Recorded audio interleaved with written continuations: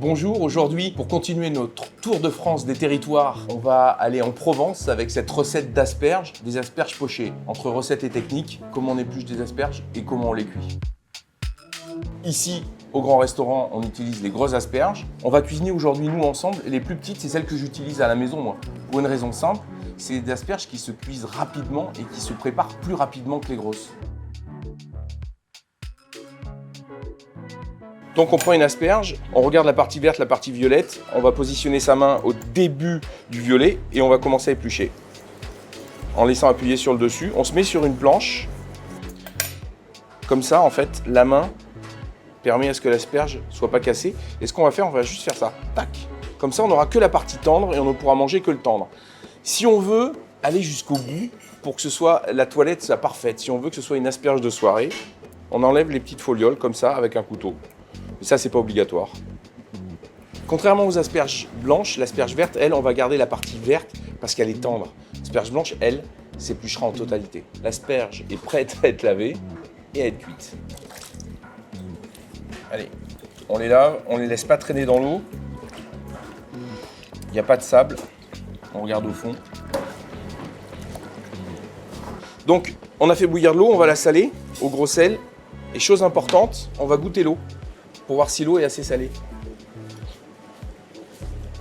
Il faut que ce soit salé parce que sinon, les asperges n'auront pas de goût. En ébullition, on met les asperges, des petites asperges comme ça.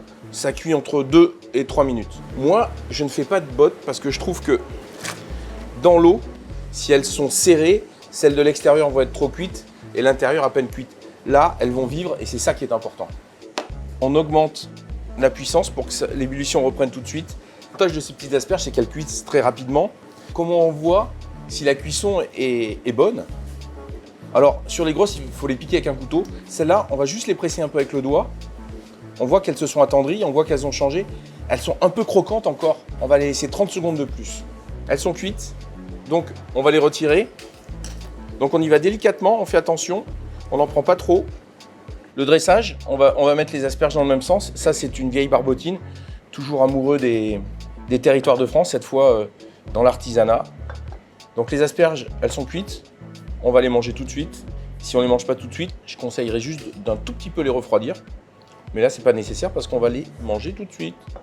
Voici la recette d'aujourd'hui. Les asperges de Provence, juste pochées.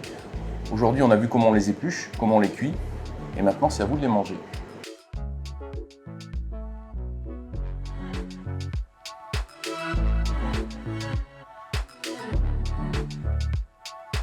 La petite astuce du jour, c'est qu'avec les épluchures, au lieu de les jeter, on va faire une soupe. Pour qu'elles soient encore meilleures, on va rajouter 4-5 asperges. On lave tout ça, on le blanchit rapidement dans de l'eau, on le mixe avec un petit peu d'eau de cuisson, un filet d'huile d'olive et on se régale.